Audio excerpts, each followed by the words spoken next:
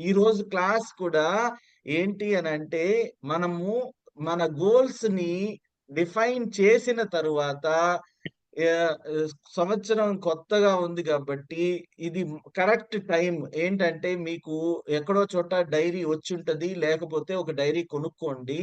ప్రతిరోజు పేజీల్లో ఈరోజు 5వ తారీఖు లేకపోతే 6వ తారీఖు అని అనుకోండి. మీరు రాసుకున్న గోల్స్‌ని మీరు సాధించడానికి ఈరోజు ఏ పని చేశారు అనే విషయాన్ని రాసుకోవాలి. ఓకే. సో, ఈ స్టేట్మెంట్స్ స్టేట్ చేసేది కూడా మన గోల్స్‌లో ఒకవేళ ఈ ఎక్సర్‌సైజ్ నాకెవరైనా చెప్పుంటే గోల్స్ ఇలా ఇలా పెట్టుకోవాలి అనేసి I should have told you. But nevertheless మనకి అందరికి ఉన్న చాలా మందికి గోల్స్ కరెక్ట్ చేయడం కుదరదు కాబట్టి, ఈ విషయం మాత్రం చెప్తాను. ఏమిటి అనంటే, యూ హావ్ టు మనము చాలా జాగ్రత్తగా గమనించుకోవాల్సిన విషయం ఏంటంటే, లా ఆఫ్ అట్రాక్షన్. యద్భావం తద్భవతి. ఏదిస్తామో అదే వస్తుంది. As you so, so you reap. ఇలాంటి స్టేట్మెంట్స్ చాలా ఉన్నాయి కాబట్టి, మనము మ యూనివర్స్ అనేది లా ఆఫ్ అట్రాక్షన్ మీద ఎళ్తోంది కాబట్టి, మనం అట్రాక్ట్ చేసుకోవాలి అని అనుకున్నా గాని, మనము పాజిటివిటీని మాత్రమే అట్రాక్ట్ చేసుకునేలాగా మనం గోల్స్ ఉండాలి. మన గోల్స్‌లో ఎక్కడ నెగటివిటీ అనేది ఎక్కడైనా ఉందా? దాన్ని చూడండి. ఎవ్వరు ఎలా ఉన్నా సరే, నాతో బాగోకపోయినా సరే, ఇట్లా మనం మొదలుపెడితే ఏమవుతుంది అనంటే, వి ఆర్ ఫస్ట్ అట్రాక్టింగ్. మనం దేన్ని అట్రాక్ట్ చేస్తున్నట్లు? అర్థమవుతుందా అండి? Are we all getting this? Yes? Yes wonderful. Sir. So, మనము దేనిని అట్రాక్ట్ చేసుకోవాలి అని అనుకున్నామో అది రాయాలి. మనం దేనిని అట్రాక్ట్ చేస్తున్నాము? మనం సంతోషాన్ని అట్రాక్ట్ చేస్తున్నాం. సుఖాన్ని అట్రాక్ట్ చేస్తున్నాం. డబ్బులని అట్రాక్ట్ చేస్తున్నాం. లవ్‌ని అట్రాక్ట్ చేస్తున్నాం. We are to attract only that. So, ఆ తదనుగుణంగా మన గోల్స్ ఉన్నాయా? లేదా? ఒక్కసారి సరిచూసుకోండి. తదనుగుణంగా మన గోల్స్ ఉంటే, మనకి మనము ఆ గోల్స్‌ని సరిచేసుకొని, మనము సరిగ్గా ఇప్పుడు నేను కష్టపడి 10 గంటలు చదవాలి అనే అనేది గోల్ అనుకోండి. అది గోల్ అలా ఉండకూడదు. నేను ఇష్టపడి 10 గంటలు చదవాలి అనేది కూడా గోల్ కాదు. ఇష్టము అనంటే వెనకాల మనకేదో ఇష్టం లేనట్లు అనిపిస్తుంది. You have to define the goal properly. అక్కడ కష్టపడడం వద్దు, ఇష్టపడడం వద్దు. You have to right your goal properly. Properly అంటే నేను సరిగ్గా ఆలోచిస్తూ, సరిగ్గా మంచిగా ఆహ్, చేస్తూ మన గోల్‌ని హ్మ్. నేను చదవడం దేనికోసం? దేనికోసం చదువుతాము? ఏదో ఒకటి సాధించాలని కదా చదవాల్సింది. అంటే నేను ఐఏఎస్ సాధించాలని చదవాలి. లేకపోతే నేను ప్రభుత్వ ఉద్యోగాన్ని సాధించాలని చదవాలి. లేకపోతే నేను ఈ ఈ ఈ పరీక్షలు పాస్ అవ్వాలని చదవాలి. సో, మన అల్టిమేట్ గోల్ ఏంటి అనేది మనము లాంగ్ టర్మ్ గోల్ ని దృష్టిలో పెట్టుకొని medium term, short term goals ఉంటాయి. సరే మనకి ఇంకా ఇన్ డెప్త్‌గా మనము అవకాశం వచ్చినప్పుడు మళ్ళీ ఇంకోసారి వీటి గురించి గోల్స్ గురించి ఎళ్దాము. ప్రస్తుతం మనం గోల్స్ మనకంటూ గోల్స్ ఎలా పెట్టుకోవాలి? 4 ఏరియాస్ మనం రాసుకొని ఉంటాము. ఆ 4 ఏరియాస్‌లో మన గోల్‌కి సంబంధించి మనము ఏమి పెట్టుకున్నా సరే, ఆ గోల్‌ని మనం ఎప్పటికప్పుడు రిఫైన్ చేసుకున్నా నష్టమే లేదు. ఇదిగో జనవరి 31వ తారీఖు రాసిందే భగవద్గీతలాగా దాన్నే యాజ్ ఇట్ ఈస్‌గా ఉండాల్సిన అవసరం లేదు. ఎప్పటికప్పుడు మనల్ని మనం రిఫైన్ చేసుకోవచ్చు. జనవరి 3 తారీఖో, 2 తారీఖో మనం రాసుంటాము. ఆ గోల్‌లో ఎగ్జాక్ట్‌లీ ఉండవలసిన అవసరం లేదు. తెలిసిన దగ్గర ఇప్పుడు మనము దీనిలో నెగటివిటీ ఉండకూడదు అని చెప్పాను గదా! మనదెక్కడైనా నెగటివిటీ సౌండ్ సౌండ్ చేస్తుందా మన గోల్ చూసుకోండి. ఆ నెగటివిటీ సౌండ్ చేస్తుంటే దాన్ని పాజిటివ్ గా మార్చండి. పాజిటివ్ గా మార్చిన తరువాత మీరు ఏం చేయాలి అనంటే, ఇదిగోండి మీకు డైరీ, ఇట్లాంటి డైరీ ఎక్కడైనా సరే మీరు పవిత్రంగా భావించే దానిలాగా ఈ పుస్తకాన్ని పెట్టుకోండి.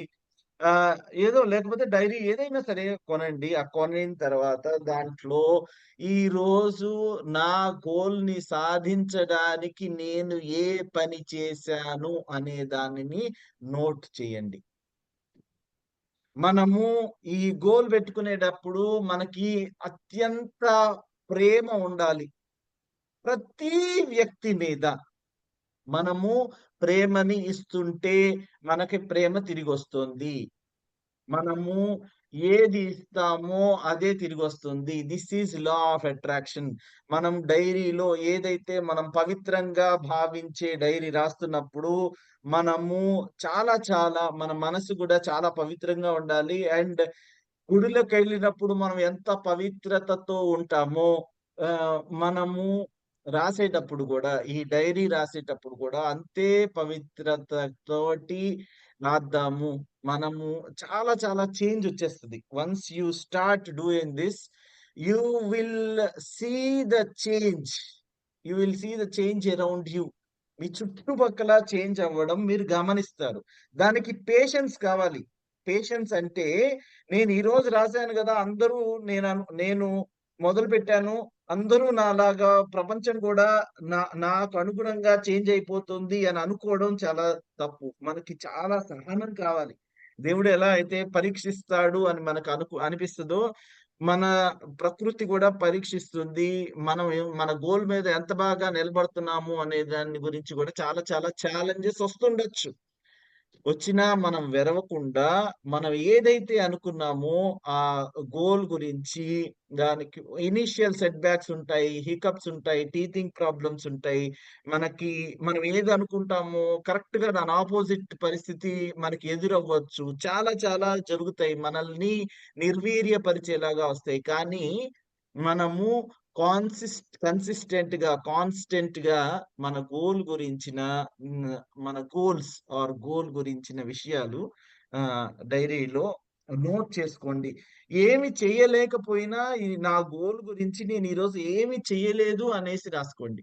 నేను నా లేకపోతే ఏదో కొంత smallest of the smallest thing, కొంచెం ఇంత పిసరంత చేసినా సరే, చాలా చాలా చీమ తలకాయంత చాలా తక్కువ చేసినా సరే, దానిని చేశాను అనేసి రాసుకోండి. దట్ విల్ మనకి అన్‌ఫార్చునేట్‌లీ చిన్నప్పుడు మనకి చెప్పడానికి తల్లిదండ్రులున్నారు, టీచర్స్ ఉన్నారు స్కూల్‌లో. కానీ పెద్దయిన తర్వాత లైఫ్‌ని ఇలా లీడ్ చేయాలి అని చెప్పడానికి ఎవరు లేరు. మనంతట మనమే స్వతహాగా నేర్చుకోవాలి. అండ్ మన మైండ్ ఏమని చెప్తుందంటే మీరెప్పుడూ తప్పని చెప్పదు. Always you are right. అత్తగారితో ఫైట్ చేయాలి. యూ ఆర్ రైట్ అనే చెప్తది. ఎవరు ఇది నీది తప్పు అని చెప్పేది ఎవరు అనంటే, మనము మన ఆత్మని వింటే బహుశా మన ఆత్మ చాలా గుడ్ టీచర్ అయితే అది చెప్పిద్ది. So, you have to make a very good teacher of your soul. మీ సోల్‌ని మంచి టీచర్ లాగా ఉంచుకునే పద్ధతి ఏంటి అనంటే, ఈ గోల్ రైటింగ్, ఈ diary writing, gratitude practice. So, ఇంకా ఏం రాయొచ్చు అనంటే, మీరు వీలైతే గనక మనము డే 1 లోకి వస్తాం. గ్రాటిట్యూడ్‌లో ప్రతిరోజు 10 మంచి విషయాలకి మీరు థాంక్స్ చెప్పుకోవాలి. నేనిందాక చెప్పాను చూసారా? ప్రతి దానిని మనం చూసే దృక్కోణం మార్చేలాగా ఉండాలి. ప్రతీదీ మనం ఒక్కసారి వెనక్కి తిరిగి చూసుకుంటూ మన గోల్‌ని మనం అంతా పాజిటివ్‌గా రాసామా? లేకపోతే దానిలో ఏదైనా నెగెటివ్‌గా సౌండ్ అవుతుందా చూసుకొని, పాజిటివ్‌గా రాసిన విషయాన్ని మనము ఎలా అయితే మనసులో నింపుకుంటామో, గ్రాటిట్యూడ్ ప్రాక్టీస్ చేసేటప్పుడు కూడా పాజిటివ్ విషయాలను మాత్రమే ఆకర్షించేలాగా, పాజిటివ్ విషయాలకి థాంక్స్ చెప్పుకోవాలి. You should thank 10 things, new things, uh, per day. Just give me a moment. Okay, okay, second. I'll come back.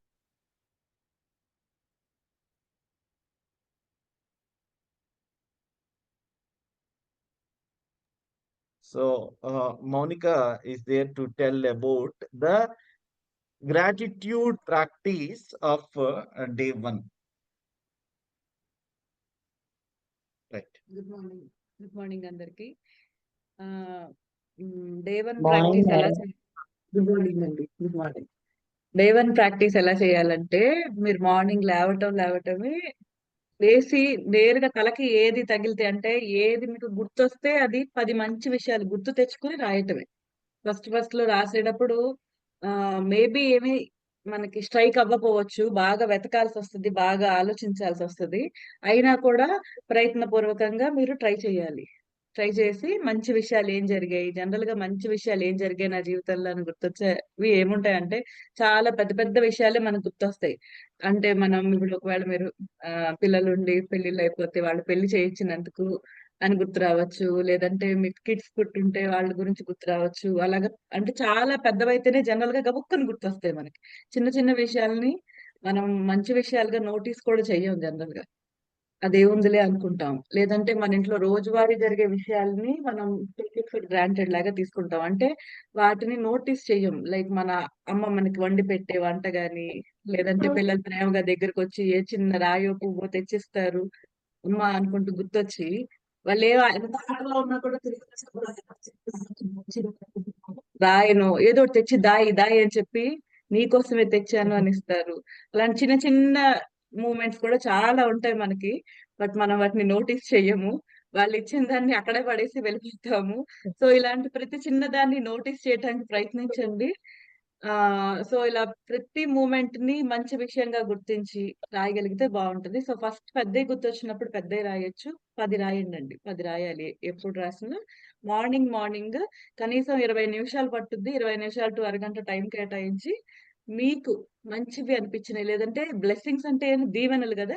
మీకు దీవెనగా అనిపించినవేవైనా సరే. అంటే ఇప్పుడు ఎలా రాస్తామంటే ఇప్పుడు I am truly grateful for లేదంటే దాన్ని తెలుగులోకి ట్రాన్స్‌లేట్ చేసుకొని రాయండి. మీకు ఏ భాషలో అయితే ఎక్కువ ఆ ఫీలింగ్ వస్తదో ఇక్కడేంటంటే రాసేటప్పుడు ఎలా రాస్తున్నారు లాంగ్వేజ్ అవన్నిటితో మ్యాటర్ లేదు ఏమి. ఓన్లీ కూడా మీ భావన. మీకు ఆ ఫీలింగ్ వస్తుందా లేదా అనేది మాత్రమే ముఖ్యం.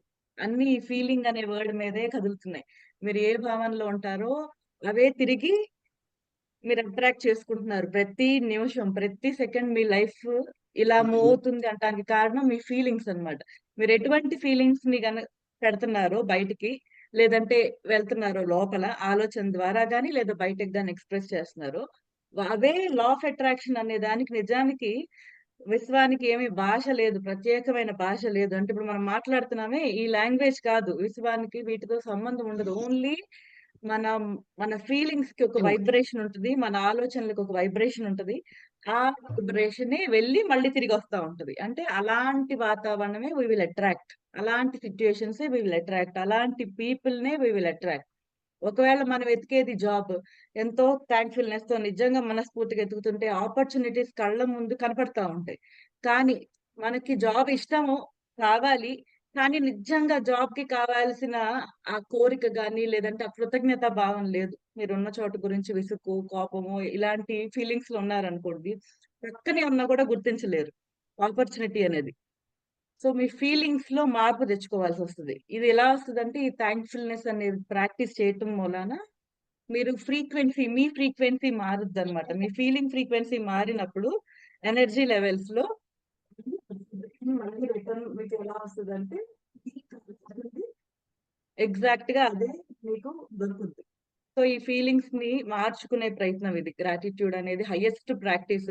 మనం ఇప్పుడు భగవద్గీత చదవటం గాని, లేదంటే ధ్యానం చేయటం గాని, ఇలా చాలా చేస్తున్నాం గదా! మనకి మంచిది అనిపిచ్చింది. అలాంటి ఒక మంచి పద్ధతిది. మన మనకి కూడా ఎప్పటి నుంచో ఇండియాలో ఈ కృతజ్ఞతా భావం అనేది ఎన్నో రకాలుగా మనం ఇప్పుడు దేవుడికి దండం పెట్టుకునేప్పుడు మొత్తం తలంతా వాల్చి కొన్ని పద్ధతుల్లో కొన్ని ధ్యానాల్లో తల మొత్తాన్ని నేల మీదకి ఆంచి ఉంచమంటారు థ్యాంక్ యూ చెప్పేటప్పుడు. సో ఇలాంటి పద్ధతులన్నీ ఎందుకు వచ్చాయంటే ఈ థ్యాంక్ఫుల్నెస్ అనే దానికి హైయెస్ట్ ఫ్రీక్వెన్సీ ఉంటుందండి. ఎప్పుడైతే పూర్తిగా మనస్ఫూర్తిగా మనం థ్యాంక్ఫుల్నెస్ స్టేట్ లో ఉంటామో కృతజ్ఞతా భావంతో ఉంటామో అప్పుడు మన తలలో ఇంకో నెగిటివిటీ అనేది రాదు. ఒకసారి గమనించి చూడండి. ఇది నేను ఎక్కువ బెస్ట్ ఎగ్జాంపుల్ అంటే ఇది ఎవరికీ అర్థం కాకపోవటం అంటూ ఉండదు. ఇప్పుడు మనం గుడికెళ్ళొచ్చాము. గుడికెళ్ళి ఎంతో మంచిగా ఫీల్ అవుతున్నాము. మంచి అక్కడ ఆ వాసనలు గాని, మనుషులు గాని, దేవుడి రూపం గాని మనసు నిండా నిండిపోయింది. వచ్చి రాంగానే ఎవరన్నా తిట్టాలంటే తిట్టగలమా? లేదు గదా! ఎవరిని తిట్టలేము. అక్కడ వెంటనే ఏ చెడు చేయలేము. అలాంటి ఫ్రీక్వెన్సీ ప్రతిరోజు, ప్రతి నిమిషం మనలో ఉండాలి. అది ఎలా సాధ్యమవుద్దంటే ప్రతి చిన్న దాని మీద కృతజ్ఞతా భావాన్ని పెంచుకున్నప్పుడు. అది మనిషి అయినా, పెన్నయినా, పరిస్థితి అయినా, బుక్ అయినా, టేబుల్ అయినా దేన్ని చూసినా కూడా ఇఫ్ యూ కెన్ ఫీల్ లోపల నుంచి ఇది నాకు ఎంత సాయం చేసింది అనే గనక భావనలోకి మనం వస్తే, విశ్వం మొత్తం నా కోసమే పనిచేస్తుంది అనే ఫీలింగ్ మనకొస్తే, మనం మనం ఇంకో చెడు చేయలేము. ఇంకో చెడు ఆలోచన రాలేదు. చాలా ఈజీగా, చాలా త్వరగా మనల్ని మనం హీల్ చేసుకుంటూ ముందుకెళ్ళిపోతాము. అన్నిట్లోనూ ప్రేమ తత్వంతో ఉంటాము. అలా ఉన్నప్పుడు ఆపర్చునిటీస్ వాటంతట మీ దాకా వస్తాయి. అంటే మీరు చూడగలుగుతారు వాటిని. మీకు కనపడతాయి. సో, మనుషులు, వాతావరణాలు కూడా మారటం మొదలవుద్ది. ఎప్పుడు మీలో మార్పు మొదలైన తర్వాత చుట్టూరా ఉన్నవాళ్ళు అర్రె! వీళ్ళెందుకలా ఉన్నారు? నేనేం చేశాను? అని అనిపిస్తాయి గదా! చాలా సిట్యుయేషన్స్ మనకి ఇలాంటి ఏ సిట్యుయేషన్ అయినా చేంజ్ చేసుకోగలిగే ఆపర్చునిటీ దీని ద్వారా ఈజీగా వస్తది. ముందు ముందు మీకు తెలియకపోవచ్చు. బట్ ప్రాక్టీస్ చేయగా ఏమవుద్దంటే ముందైతే మీలో మార్పొస్తది. వాళ్ళని చూసే విధానంలో మార్పొస్తది. ఎలాగా? ఎలా అన్నా ఉండనియండి. మీకు క్షమించే గుణం, మీ ఓపిక అయి పెరిగిపోతాయి. ఆటోమేటిక్‌గా మన తప్పులు కనిపిస్తూనే ఎందుకంటే వాళ్ళు మంచి చేసే ప్రయత్నం చేస్తున్నారు కదా! వాయిస్ కొంచెం స్టక్ అవుతుంది మేడం. వాయిస్ స్ట్రక్ అవుతుంది. ఓకే. ఆ! ఓకే. ఓకేనండి. హ్మ్. సో, ఎలాగైతే మనం బంగారాన్ని తీసినప్పుడు ఎంతొస్తదంటే గ్రాముల్లో గూడా రాదంటారు గదా! అంత క్వాంటిటీ వాళ్ళలో మంచి విషయం ఉన్నా కూడా వెతికి పట్టుకొని రాయొచ్చు. సో, ఫస్ట్ ఎర్లీగా స్టార్ట్ చేస్తున్నాం గాబట్టి అంటే ఫస్ట్ డేస్‌లో ఇనీషియల్ డేస్‌లో మనకెవరి మీదన్నా ఇబ్బందుందో, లేదంటే మనకు ప్రాబ్లమ్స్ సంబంధించినయి రాయకండి. ఫస్ట్‌లో వద్దు. ఎందుకంటే అంత అండర్‌స్టాండింగ్ రాదు కాబట్టి ఫస్ట్‌లో ఏం రాయాలంటే మీకు నిజంగా మనస్ఫూర్తిగా ఇష్టమైన మనుషుల గురించి కృతజ్ఞతా భావం రాయండి. మీకు నిజంగా ఎంతో సంతోషం ఇచ్చే అనుభవాలు. అంటే నేను చెప్తుండగానే మీ మనసులో అవి తగులుతున్నాయి. మీకు పిక్చర్స్ వస్తున్నాయన్నమాట మైండ్‌లో ఆల్రెడీ. అలా ఫ్లాష్ అవుతున్న వాటిని రాయండి ఫస్ట్. అలా నేను చెప్తా ఉండంగానే చాలా ఫ్లాష్ అయ్యుంటాయి గదా! అంటే నేను అనడమే మీకు పిక్చర్స్ పడుతున్నాయి గదా! అలాంటి వాటిని నోట్ చేయండి రోజు. అలాంటి మంచి విషయాల్ని పెద్దవైనా, చిన్నవైనా కొంతమందికి చిన్నవనేయి, కొంతమందికి పెద్దవి. కొంతమందికి పెద్దవనేయి, ఇంకొంతమందికి చిన్నవి. సో, ఎవ నేనిది రాస్తే ఇలా కూడా ఉంటది. మీరిప్పుడు ఇది ఎవరికీ షేర్ చేసుకోవట్లేదు. అది గుర్తుపెట్టుకోండి. మీరేం రాసారనేది మీతోనే ఉంటుంది. కాబట్టి ఇది చాలా చిన్నదయిపోద్ది. ఇది నేను రాయను అని చెప్పి మళ్ళీ ఇంకేదన్నా గుర్తు తెచ్చుకోవాలి పెద్దది అని కష్టపడొద్దు. మనసుకి ఏది తగిలితే అది. ఇప్పుడు నేను రాసేటప్పుడు నాకు ఈ పెన్ చాలా థాంక్‌ఫుల్‌గా ఫీల్ అవుతాను. ఎందుకంటే నాకు ఈ పెన్ చాలా నచ్చింది. రాసేటప్పుడు చాలా అనిపిస్తది. ఎంతో థాంక్‌ఫుల్‌గా ఫీల్ అవుతున్నాననుకోండి. నేను కొనింది రూ. 1 పెన్ ఇక్కడ ఒకటుంటదిప్పుడు. నాకు ఆ పెన్ అంటే చాలా ఇష్టం. సో, వెంటనే దానికి థాంక్‌ఫుల్‌గా ఫీల్ అయ్యి రాయొచ్చు. ఈ పెన్ మీకెందుకు నచ్చింది? సో, ఎప్పుడైనా రాసేటప్పుడు ఇలా రాయండి. I am truly thankful for దాన్ని తెలుగులోకి ట్రాన్స్‌లేట్ చేసుకొని రాసుకోండి. తెలుగులో కంఫర్టబుల్ అయితే మీరు. తెలుగులో మీకు అంటే ఆ ఫీల్ తగులుతుంది ఏ లాంగ్వేజ్‌లో. అంటే మీరు ఏ భాషలో మాట్లాడుతంటే, రాస్తంటే మీకు హార్ట్‌తో సింక్ అవుతుందో ఆ లాంగ్వేజ్ వాడాలి. ఎయిదర్ అది హిందీ, తెలుగు, ఇంగ్లీష్. సో, జనరల్‌గా నేను చదువుకున్నది ఇంగ్లీష్ మీడియం గాబట్టి నాకు గబుక్కున ఇంగ్లీష్ ఈజీగా అనిపిస్తది. కానీ మాట్లాడేటప్పుడు మళ్ళీ నాకు తెలుగే ఈజీగా అనిపిస్తది. సో, నేను 2 వాడుకుంటా. అలాగా బైలింగ్వల్ మీకేది నచ్చితే అది వాడుకోండి. రాసేటప్పుడు నేను ఇంగ్లీష్ రాస్తాను. మాట్లాడేటప్పుడు పూర్తిగా తెలుగే ఎక్కువ మాట్లాడతా. సో, అలాగా. సో, ఇప్పుడు నేనెలా రాస్తానంటే I am truly thankful for లేదంటే I am truly grateful for ఇక్కడ ఈ వర్డ్ మాట్లాడినప్పుడు నేను మనస్ఫూర్తిగా నా మనసంతా పెడుతున్నా కదా, ఆ మాట విన్నప్పుడు నాకు ఆ ఫీల్ వస్తుంది.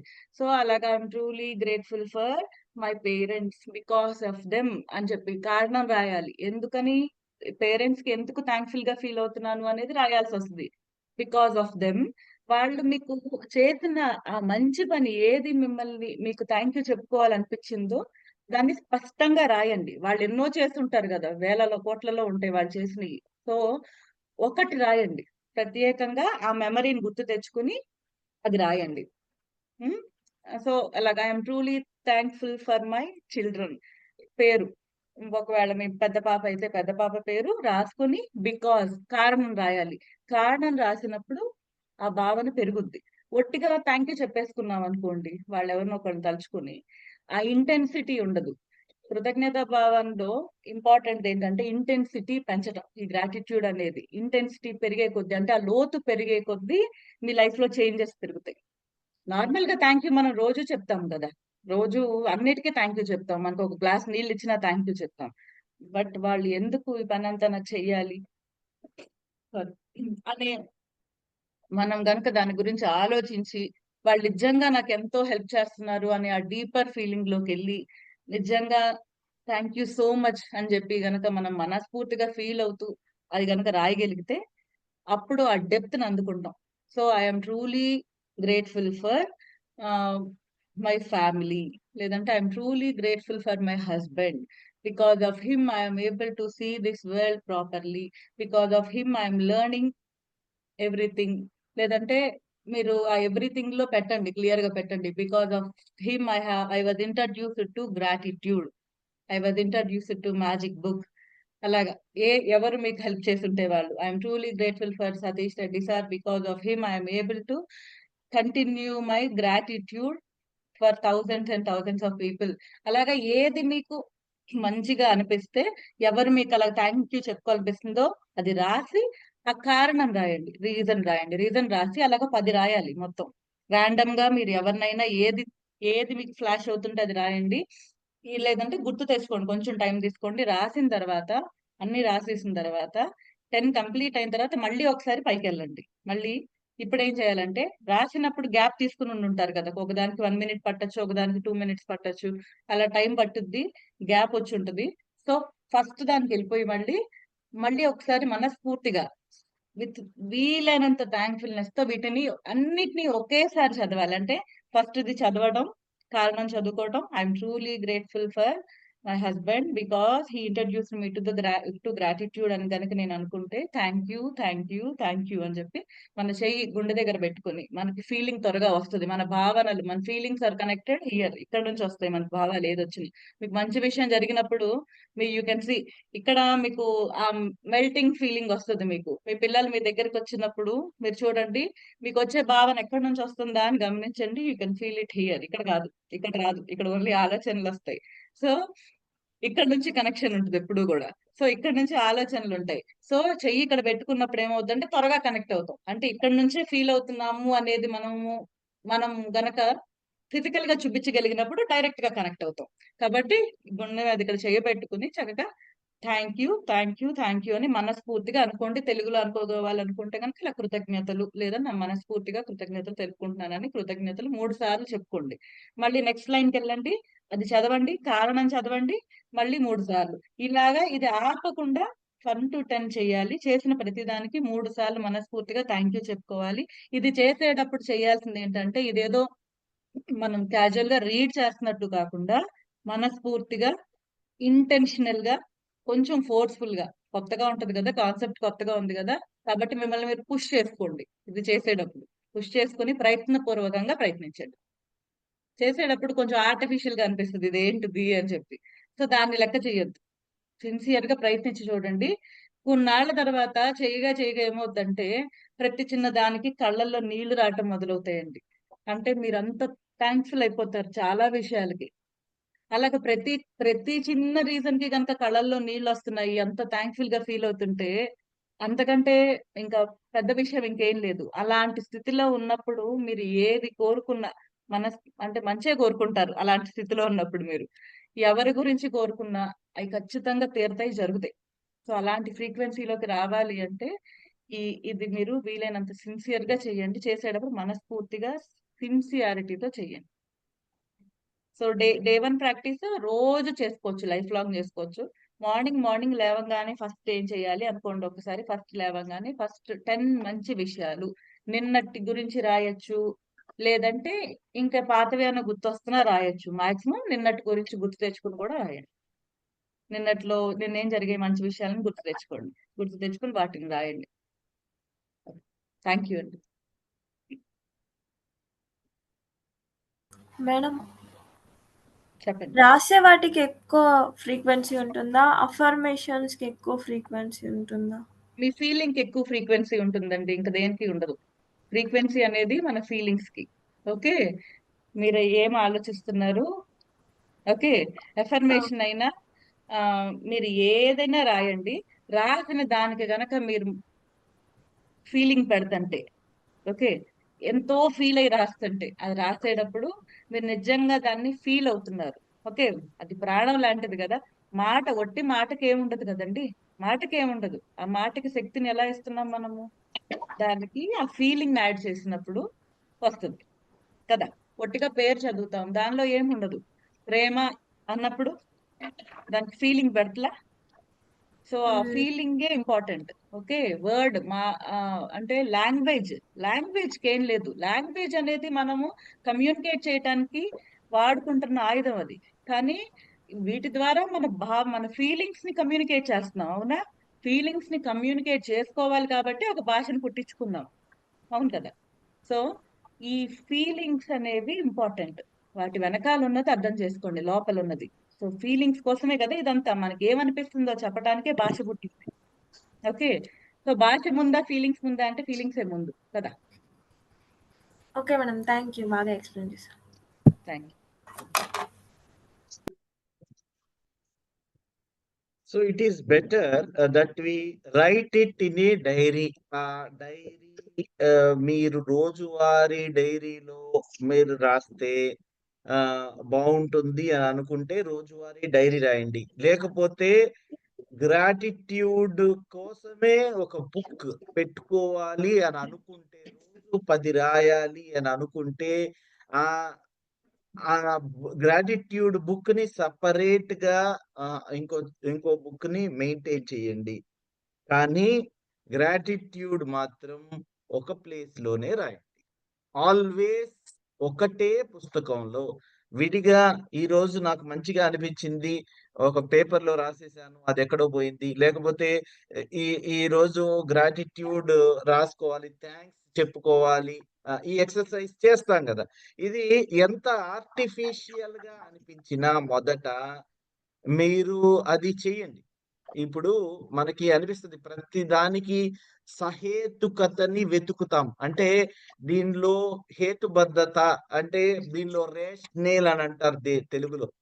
ఇంగ్లీష్ లో రేషనేల్. దీనికి నిజంగా అవుతుందా అనే దానిని మీకు నిజంగా అవుతుంది అని అనిపించి వచ్చారు కాబట్టి దానిని మళ్ళీ మళ్ళీ క్వశ్చన్ సార్ లో వాయిస్ చేయకండి. వస్తుంది సార్, లో వాయిస్ వస్తుంది. ప్రాక్టీస్ చేస్తూ ఉండాలి. దాని సహేతుకత వెతికే ముందు మనము ప్రాక్టీస్ చేసి మనకు ఎలా ఫీల్ అవుతున్నది అనే దిస్ ఈజ్ ఎ సైన్స్. ఆ సైన్స్ బహుశా మనకి అర్థం కాని సైన్స్ ఏమో. సో అందుకోసం ప్రాక్టీస్ అయితే చేయండి. ఇది నాకు మంచి రిజల్ట్స్ రావట్లేదు కాబట్టి నేను వదిలేస్తాను అది అంటే అది మీ ఇష్టము. కానీ ఎవరైతే ఈ గ్రాటిట్యూడ్ ని ప్రాక్టీస్ చేస్తూ ఉన్నారో they are never at loss. They are always benefited. కాబట్టి మనము ఈ ప్రాక్టీస్ అయితే కంటిన్యూ చేయాలి. ప్రతిరోజు రాయాలి, ప్రతిరోజు రాయగలగాలి, ప్రతిరోజు ఫీల్ అవ్వగలగాలి. ప్రతిరోజు మనకి రాయనవసరం లేని స్టేజ్ వచ్చేస్తుందేమో తర్వాత. కానీ ముందు ప్రతి విషయానికి థ్యాంక్స్ చెప్పుకునేలాగా ఉండాలి అనంటే, గ్రాటిట్యూడ్ ప్రాక్టీస్ చెయ్యాలి అనంటే, ఎలా అయితే స్కూల్లో స్టార్టింగ్‌లో 10 సార్లు దిద్దిస్తారో, మనకి మంచిగా రైటింగ్ నీట్‌గొచ్చేదాకా ఏ, ఏ అనేసి చిన్న పిల్లల్ని ఎలా అయితే దిద్దిస్తారో, అలా మనము విధిగా, విధిగా అంటే as a matter of duty ఈ గ్రాటిట్యూడ్‌ని రాయగలగాలి. ఇంకా ఎవరైనా మాట్లాడాలనుకుంటున్నారండి? మోక్షప్రదాయిని గారు you have switched on your mic. చెప్పండి. సార్ చిన్న డౌట్ సార్. రోజు అంటే 10 అనేవి ఒకలా అంటే ఈరోజు పేరెంట్స్ గురించి అట్లా రాస్తాం కదా, అంటే రేపు పేరెంట్స్ గురించి రాయకుండా వేరేవి రాయాలి అట్లాగా, లేకపోతే ఏదైనా కానీ అంటే రిపీట్ అవ్వాల్సిన రిపీట్ అవ్వచ్చు, కానీ సిచ్యుయేషన్స్ వాళ్ళ గురించి ఇప్పుడు నిన్న రాసిందే రాయకుండా తరగాలి కడిగే అంత ఆకు తరుగు సిచ్యుయేషన్ మోక్షద డిఫరెంట్ గారు ఉండొచ్చు, మీరు కానీ మ్యూట్ పర్సన్ చేసుకోండి. అనేది సేమ్ ఉన్నా కానీ ఓకేనా మేడం? పర్సన్ సేమ్ అయినా కూడా సిచ్యుయేషన్స్ వేరే వేరే ఉంటాయి కదండి వాళ్ళతో. సో అవి రాయండి. అంటే ఇప్పుడు ఇవాళ ఏది రాసామో బికాజ్ లో సేమ్ రాకుండా చూసుకోండి. ఒకే మనిషి పదే పదే గుర్తొస్తుంటే పర్వాలేదు, వాళ్ళ గురించి రాయండి ఎక్కువ. సో కవర్ చేసే టాపిక్స్ ఎన్ని మన లైఫ్ లో జనరల్ గా ఏముంటాయి టాపిక్స్, అవి ఒక్కసారి ఆలోచించండి. లైక్ మన ప్రేమకు సంబంధించిన టాపిక్స్ ఉంటాయి, అంటే మనం ఇష్టపడే మనుషులు, ఇష్టపడే ప్రాంతాలు, ఇష్టపడే చోట్లు. ఇంకా అవి కాకుండా మన ఓవరాల్ గా మన ఫ్యామిలీ గురించి, మన నేబర్స్ గురించి, మన ఫ్రెండ్స్ గురించి, ఎక్స్టెండెడ్ ఫ్యామిలీ గురించి ఇవి రాస్తాం జనరల్ గా. లేదంటే మనం జాబ్ కి సంబంధించిన వాళ్ళు, కో వర్కర్స్, లేదంటే మీ కొలీగ్స్, బాస్, ఇలా వీళ్ళందరి గురించి రాయొచ్చు. మీరు ఒకవేళ if your student me college life గురించి రాసుకోవచ్చు. నెక్స్ట్ మీ ముఖ్యంగా పేరెంట్స్ గురించి మనకి ఈజీగా మనం గ్రాటిట్యూడ్ లోకి వెళ్ళగలిగేది మన అమ్మ నాన్న ద్వారా. ఎందుకంటే కనపడే దైవాలు కాబట్టి, వాళ్ళు మనకి ఎంతో చేసి ఉంటారు కాబట్టి మనం త్వరగా ఆ ఫీలింగ్ లోకి వెళ్తాం. కాబట్టి పేరెంట్స్ ని రోజు ఇంక్లూడ్ చేసుకుని రాయొచ్చు. వాళ్ళ గురించి రోజు ఒక మంచి విషయం రాయండి, బాగుంటుంది. అండ్ ఇంకా మీ లైఫ్ లో ఎవరైతే మీకు మెంటర్ గా, గైడ్ గా మీకు హెల్ప్ చేశారో వాళ్ళ గురించి రోజు ఒక మంచి విషయం రాయండి. అవే కాకుండా ప్రకృతి, నేచర్ ఆటోమేటిక్ గా మనల్ని కనెక్ట్ చేస్తుంది. ఎందుకంటే అన్నిటికంటే పెద్ద కదా తల్లి. తల్లి అందరికీ తల్లి కాబట్టి నేచర్ గురించి కొన్ని ఒక మంచి విషయం గుర్తు తెచ్చుకుని రాయండి. మీకు ఇష్టమైన లైక్ వాన చాలా మందికి ఇష్టం ఉంటుంది, మట్టి వాసన చాలా మందికి ఇష్టం ఉంటుంది. ఆ రోజు చూసినవి రాయండి, నిన్న చూసినవి రాయండి. లేదంటే మీకు ఎప్పుడు ఇష్టమైన విషయాలు, సముద్రం అలలు, శబ్దం, ఇలాగ అన్నిటికీ కనెక్ట్ అవ్వండి. మీ మీ సెన్సెస్ కి కనెక్ట్ అవ్వండి. మీ చెవులకి ఇష్టమైన శబ్దాలు ఏంటివి, పొద్దున్నే బయటకు వెళ్ళంగానే వచ్చే పక్షుల శబ్దం. నేచర్ కి ఒక ఎగ్జాంపుల్స్ ఇస్తున్నాను నేను కనెక్ట్ అయ్యి జనరల్ గా అందరూ కనెక్ట్ అయ్యి ఒకటే అయ్యి ఉంటాయి కదా. సో ఇంకొంతమంది కొన్ని ప్రత్యేకంగా నచ్చుతాయి. లైక్ నాకు ఇప్పుడు నీళ్ళల్లో కమలం అంటే చాలా ఇష్టం, అన్ని పూలు కంటే. అలాగా మనం ఎందుకు ఒక్కొక్క దానికి కనెక్ట్ అవుతాం మనకు తెలియదు. సో అలాంటివి కూడా రాసుకోవచ్చు మీరు. మల్లెపూలు వాసన, సన్నజాజుల వాసన, నాటు గులాబీ వాసన, ఈ మన నోస్ కి కనెక్ట్ అయ్యేవన్నీ రాయండి, మీకు ఇష్టమైన వాటిని. ఓకే, మీ టేస్ట్ కి కనెక్ట్ అయ్యే వాటిని రాయండి. ప్రసాదాలు కొన్ని ఎంత బాగుంటాయి కదా. సో అలాంటివన్నీ రాయండి. మీకు ఇష్టమైన ఫుడ్స్ గురించి రాయండి. ఓకే, ఈ చెవులకి సంబంధించినవి అనగానే పొద్దున్నే లేవంగానే పక్షుల శబ్దం, బయటకు వెళ్ళంగానే ఎంత రిలాక్సింగ్ ఉంటుందో. మనం ఒక న్యాచురల్ సెటప్ లో ఉన్నామనే ఫీలింగ్ ఎంత బాగుంటుంది. దీనికోసం ఎక్కడెక్కడికో వెళ్తాం మనం కదా, ఆ సౌండ్స్ వినటానికి. చాలా హీలింగ్ గా ఉంటది కదా. బికాస్ అవన్నీ యూనివర్స్ తో, నేచర్ తో సింక్ అయి ఉన్నాయి కాబట్టే మనం వాటిని ఆస్వాదిస్తాం. పసిపిల్లల నవ్వు, ఆ వాళ్ళ మొహం చూసినా చాలు కదా, పసిపిల్లలతో ఉండాలని అనిపిస్తుంది ఎక్కువ సమయం. సో ఇలాంటివన్నీ ఓకే, మన కంటికి సంతోషాన్ని ఇచ్చేవి ఏమేంటివి? పసిపిల్లల నవ్వు, పక్షులు ఎగరటం, పురుగులు నడవటం, ఒక్కొక్కరికి ఒక్కొక్కటి నచ్చుద్ది. సో అలా చాలా ఉంటాయి వెతికితే. మనం అవన్నీ చిన్నప్పుడు బాగా నోటీస్ చేసి రాస్తుంటాము.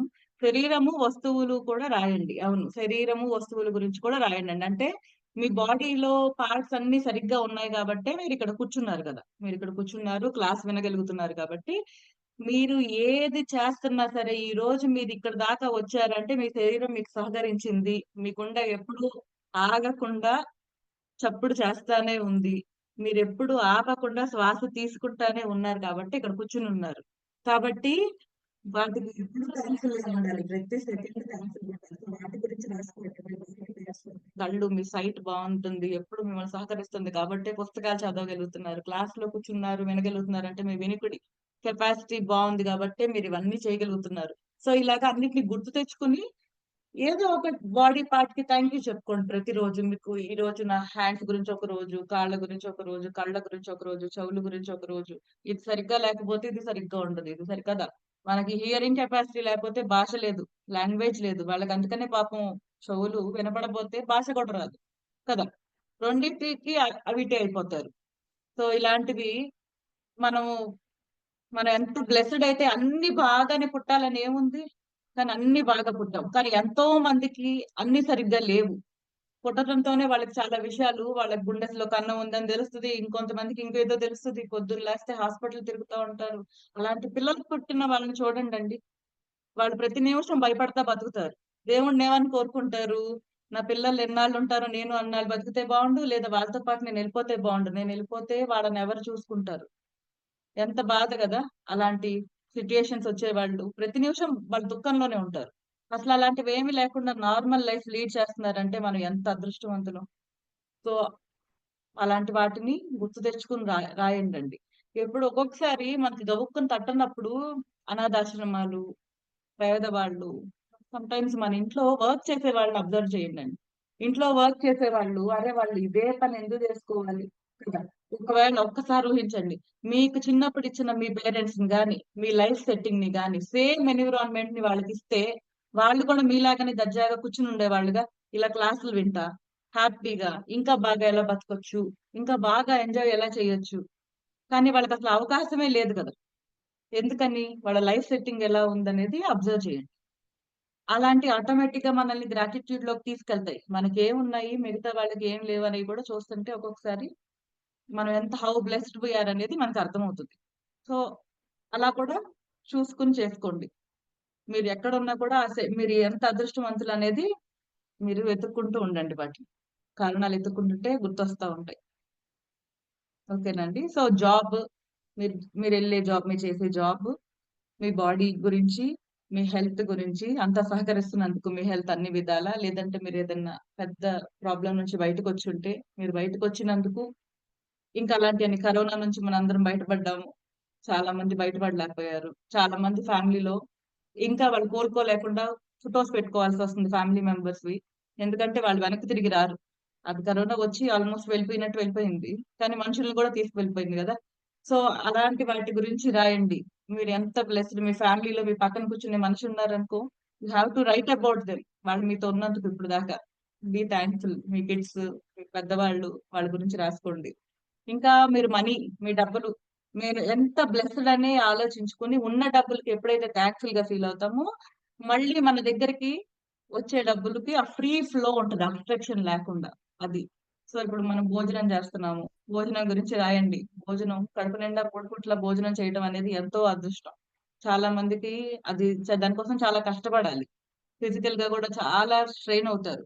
సో అలా కాకుండా మనం ఎఫర్ట్‌లెస్ గా టేబుల్ మీద కూర్చొని భోజనం చేస్తున్నాం. దాని గురించి రాయండి. ఆ బియ్యం ఎక్కడి దాకా వెళ్ళాలి, ఎక్కడి నుంచి పుడుతుందనేది గుర్తు తెచ్చుకుని, రైతు దాకా బ్యాక్‌కి వెళ్లి గుర్తు తెచ్చుకుని, ఆ డెప్త్ అక్కడి నుంచి ఎలా వస్తుంది ఇంటి దాకా అనేది ఆలోచించుకుని రాసినప్పుడు మీకు ఆ ఫీలింగ్ జనరేట్ అవుతుంది లోపల. ఓకే. సో అవేవేంటివనేది ఏరియాస్ ఒకసారి మెసేజ్ పెడతాం జనరల్ గా ఐడియాకి. ఇంకా మీరు గుర్తు తెచ్చుకొని రాయండి పర్సనల్ కూడా.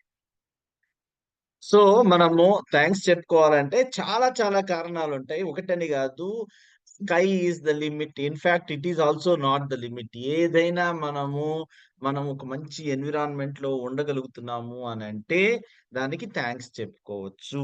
సో వాటి గురించి డిస్కస్ చేసుకుందాం. ఇంకా ఏమేమి ఏరియాస్ ఉంటాయి అనేసి మనం డిస్కస్ చేసుకుందాం. రేపటి నుంచి మనం ఏం చేద్దాము అనంటే ఆహ్ మౌనిక చెప్తా ఉంటది. మౌనిక మేడం చెప్తా ఉంటది. ఒక 10 నిమిషాలు, 15 నిమిషాలు. So we will first write gratitude. First gratitude ని రాయడం, అప్పుడు కొత్తగా ఆలోచించడం. మీరు కూడా ఆలోచించడాన్ని మొదలు పెట్టండి. మన సబ్ కాన్షియస్ మైండ్ వెతుకుతా ఉంటది.